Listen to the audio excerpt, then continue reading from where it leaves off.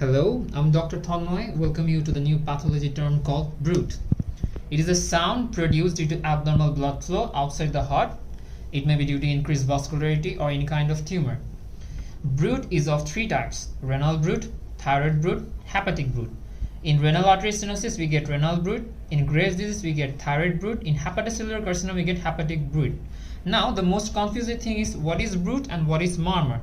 Murmur is the sound that is caused due to the turbulence inside the heart due to abnormal blood flow inside the heart. And bruit is the turbulence which is caused outside the heart due to increased vascularity.